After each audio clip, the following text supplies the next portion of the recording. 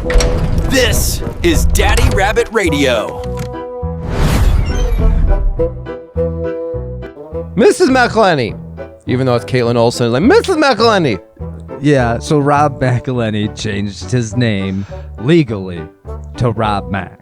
Yeah, to Rob Mack. And I think just like, could you imagine being at a party and you see Rob McElhenney, you've had a few too many martinis, and you just want, excuse me, Mr. Mr. Yeah, well, I already said it right once. I'm not going to do it again. McElhenney. I'm not drunk. McElhenney. So yeah, it's Rob Mack. Rob Mack. Rob Mack. Like Rob Lowe, but Rob Mack. I love it because that's his name in the show. Yeah. Mac. So awesome. Yeah. Welcome, ladies and gentlemen. We are back. Daddy Rabbitt Radio! Oh, yeah. What a great day to be alive. It's a great day to be alive. We don't have much to discuss today. I've got a few things to discuss. I'm officially, tearfully, regretfully, and unabashedly, just humiliatedly,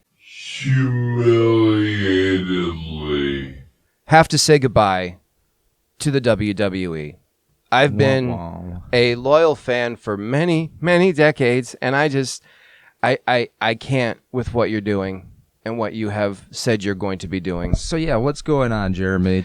Oh, man. In a nutshell, the House of Mouse is buying up the WWE. Put in sad sounds right here. Yes, heart's very breaking. sad. And you and I understand my problem with Disney as a whole and what it has become. This once bright castle with a giant rainbow welcoming all with Tinkerbell going, come on in, motherfucker. No, now it's just this. It's literally like the end of Sleeping Beauty when Maleficent makes a dark cloud around the castle and there's lightning strike everywhere and it's just sucking in every fucking thing it can. It is.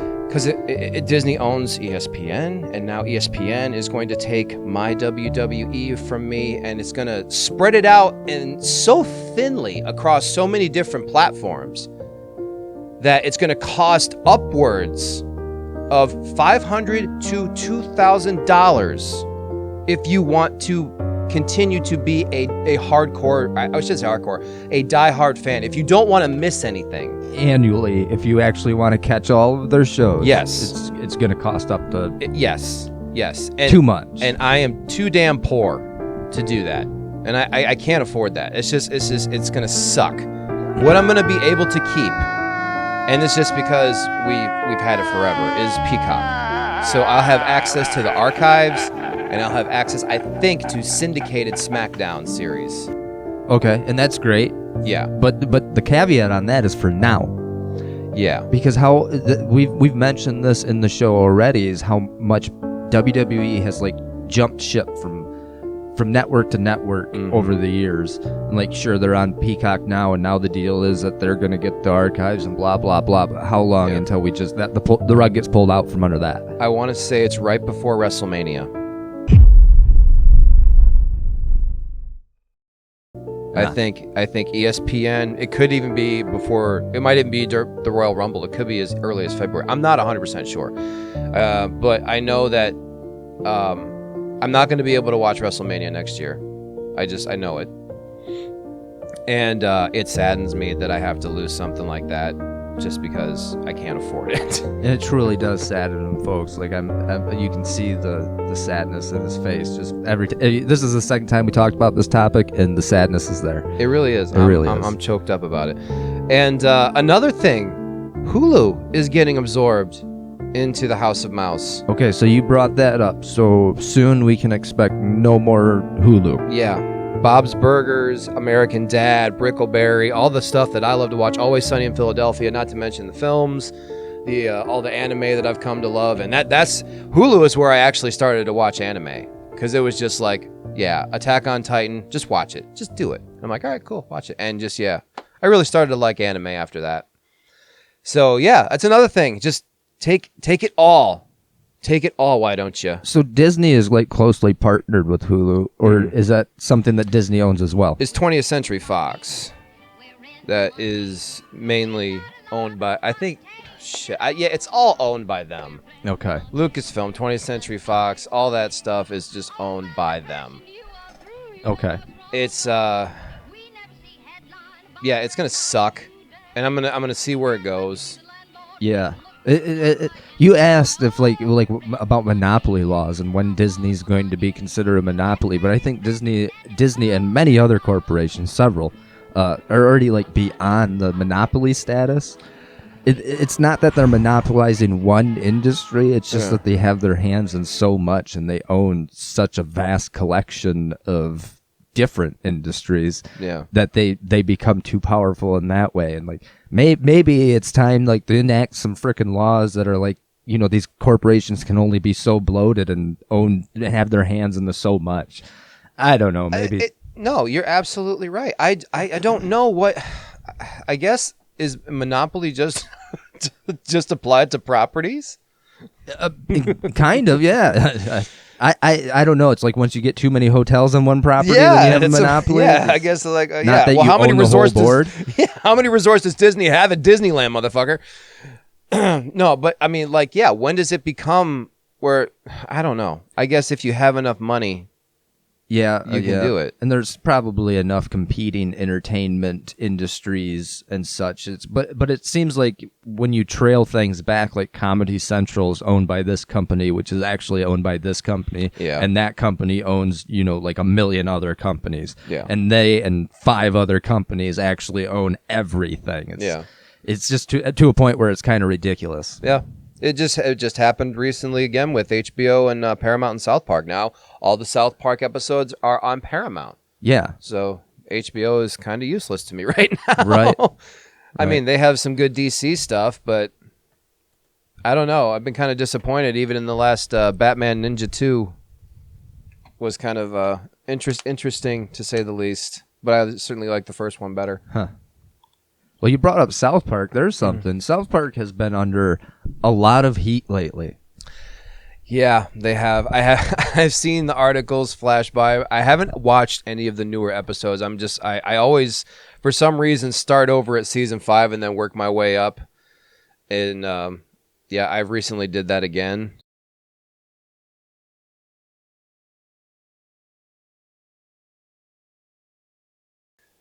I don't know. All I'm hearing is the political side of it, and that they've been rather rough on Donald Trump. Dude. Which I can see the jokes getting stale, but I don't necessarily like have an issue with them. Well, I mean, they've portrayed him exactly as they did for Saddam Hussein. Yeah, in the Saddam Hussein Satan, thing. Which is like that to me though. That's too safe for South Park. Like it's been done. It has been done, and I think that it's more for nostalgic purposes rather than anything else. Yeah. I'm kind of all for it. If it's funny, it's funny. Yeah, that's what it comes down to. If it's funny, it's funny. Yeah. And it is to an extent. It's like, okay, all right, I see what you're doing. I get it. South Park has never held back on any political person. They've never anybody, really. They've never favored one president over another. They've always made fun of whoever's in charge. Why people are getting so bent out of shape that Trump is getting the South Park treatment is beyond me. Yeah, it's ridiculous. Yeah, I don't understand. Like a lot of people were saying, like that they had like 4 years worth of Biden and never made a joke about that. So it maybe like there's a little bit of like you feel a little sour because of something like that. Is that true though? I have no clue. I haven't. I guess I don't know. Because it would have been like, that's low hanging fruit. Really, that have made fun of that man. Kind of like that's I think what people's issue with the Trump jokes are is like, It's been done. They did it with like Garrison as Trump, obviously.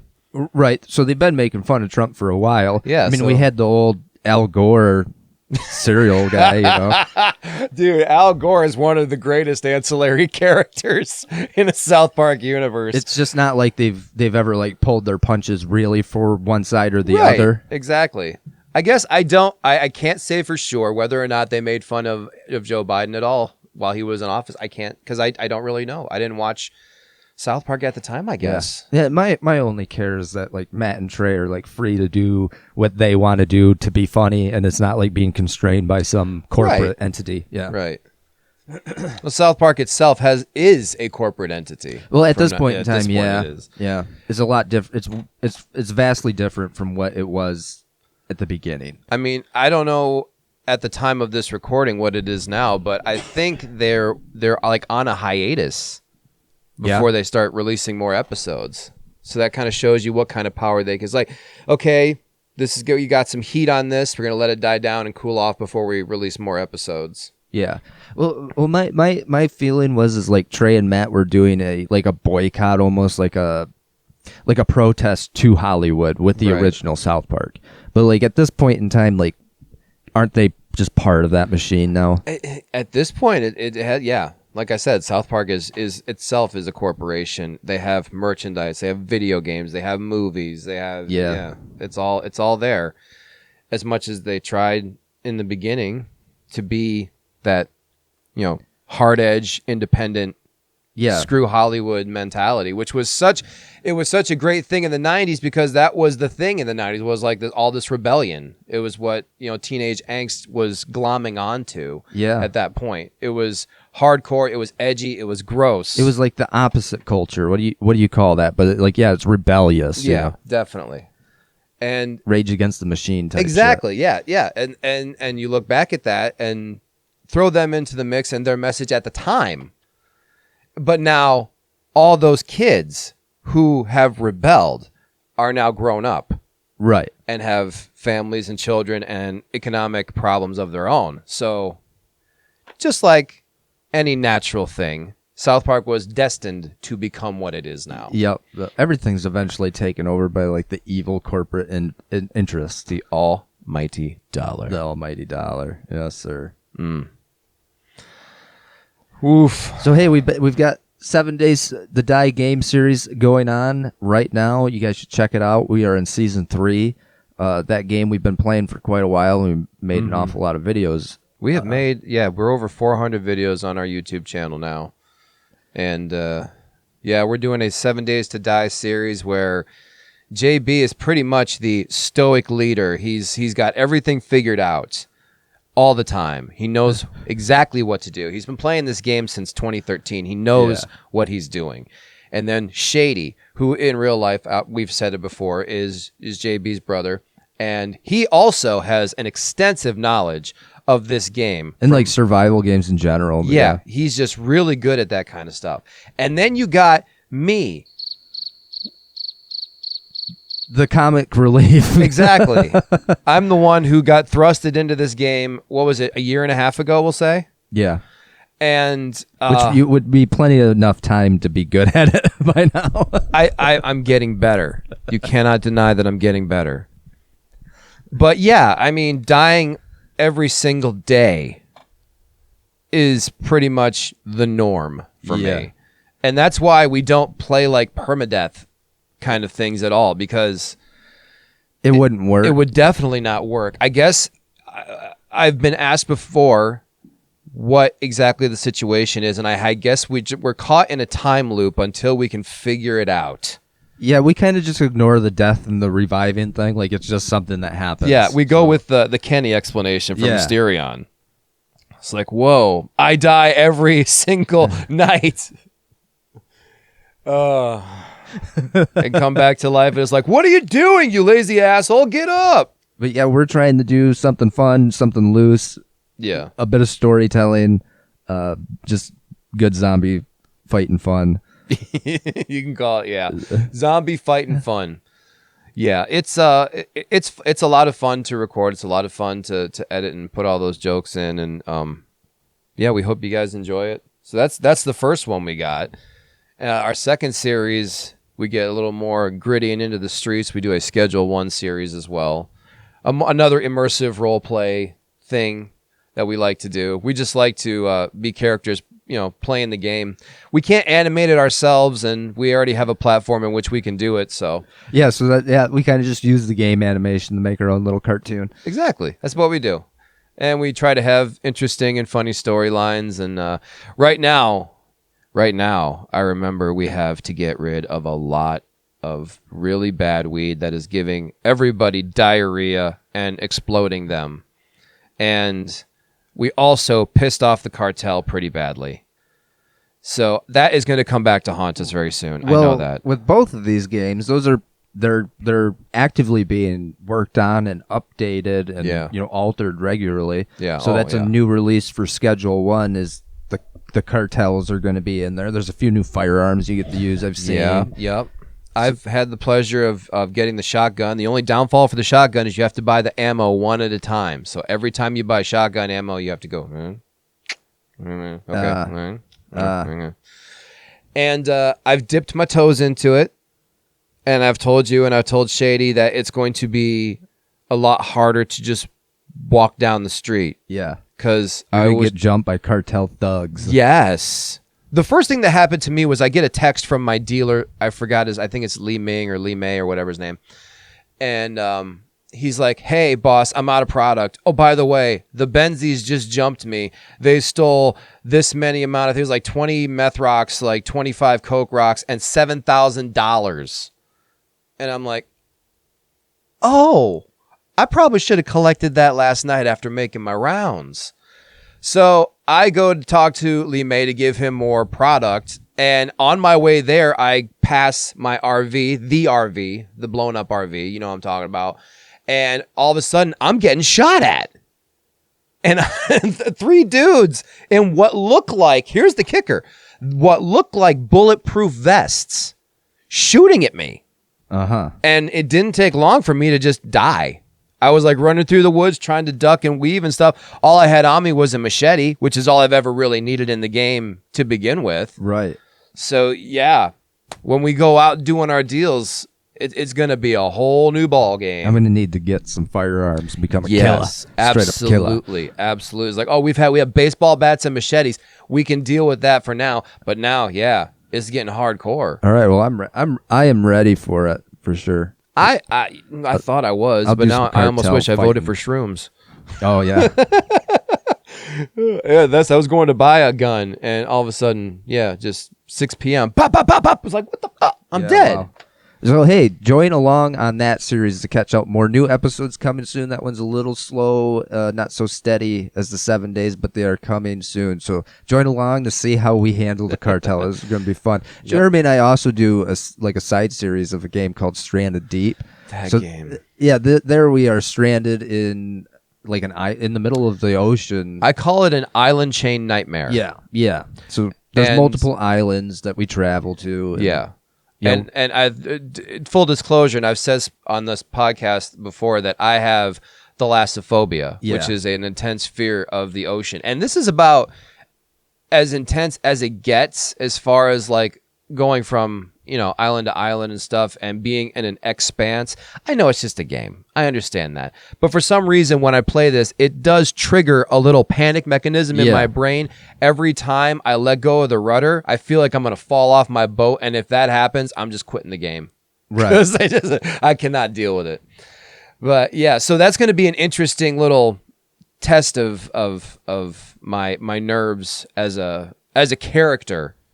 And also as a gamer, because I know you got to get deep into that game. Yep. Like super deep. So more episodes of that coming? Yeah. And want to watch JB just craft shit and make me look like a fool. That's going to be awesome. Surviving is our business. Survival games is our business. Oh, yeah. Have you heard all the nasty shit going on Roblox lately? Yeah. Oh, okay. Yes. Roblox. Oh my Lord! I'm almost so my kids have Roblox. So do mine, and I've been thinking about just ganking it from them. Like, but man, that's gonna be me being an asshole. I know. When I usually wake up in the morning and my news feed is pretty much how I get my daily dose of what's going on in the world. And I saw this video pop up from I can't remember the name of the news establishment, but they're talking about the lawsuit that's going on. An entire state, I forgot the state because I don't have my information in front of me, but yeah, an entire state is suing Roblox for failing to protect a child from these online predators. Yeah, so a lot of this started like there was one of those guys. If you ever seen the To Catch a Predator thing, so there was a guy like making a YouTube channel where he was kind of I think. He had a Roblox account, yes, and he was actively pursuing online Yes. predators. His name is Schlepp, and I will say once and for all, free Schlepp. Yeah, yeah, because they canceled him. They like pulled out. They banned him completely. He can't even play the game anymore. Access his accounts. Now, what I want to say about that is I still say free Schlepp, but I also think that is more of a thing that has been done by authorities, because authorities seriously frown on what they call online vigilantes trying to hunt these people down, because the people who are actually hunting them down in investigations, it hinders their investigations when this stuff goes down and they get caught or whatever. It's good for us because we know that these fuckers are caught and they deserve to be exposed as much as possible so they don't fucking do it again. Right. But at the same time, if it hinders an investigation, then that's what they're going to do. Yeah. Well, I think Roblox needs to be more transparent about like what they are doing or trying to do to solve this kind of a problem. Yes. Versus just punishing people who are doing something and leaving the public guessing what's going on there. Yeah. Because they definitely looks nefarious and yeah. The evil of it is they're more or less more worried about covering it up, Band-Aid solutions and PR than they are about fixing the actual problem, which is predators on Roblox. Yep. Seems like just a normal corporate practice for such things. Yes. Cover it up instead of actually like exposing it and solving it. Yes. It's a sad thing because my your kids, my kids play Roblox all the time. I look over their shoulder, to make sure they're just playing and not really communicating too much with. I keep that a very strict rule. Like, I don't want you talking to strangers online. I just don't want you doing it. Not at your age. So just don't do it. So he doesn't type back when people talk to him or anything like that. And he pretty much sticks to safe games. And he shows me what he does and stuff. But a recent video from Asmongold, when he says, how bad is Roblox? I'm going to go find out. And he spent, a couple hours just going into these different rooms. And some of them are just really, really just toeing the line right there. Like these ones, like, virtual bathhouse simulator, shower simulator. It's just a bunch of really weird things that don't belong on a platform that is aimed for younger children. It's just like the story that's always told. Everything that is meant for children is eventually co-opted and like Nickelodeon, all this stuff. And I forgot to mention that Roblox was thinking about turning their app into a dating application. That's very strange. But I guess it just makes sense that the predators go to where the prey is. Exactly. So and if you don't have security, if you don't have people like Schlepp doing their duty and doing their diligence, catching these freaks and putting them out there so people can be like, get out. You get more and more Dan Snyders. That's what I'm saying. Yeah, I agree.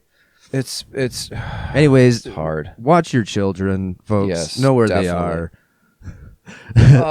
Thanks for joining us on this episode of Daddy Rabbit Radio. Yep, we'll be back with more controversy, more laughs, and more horrors next time. We'll catch you later. Peace.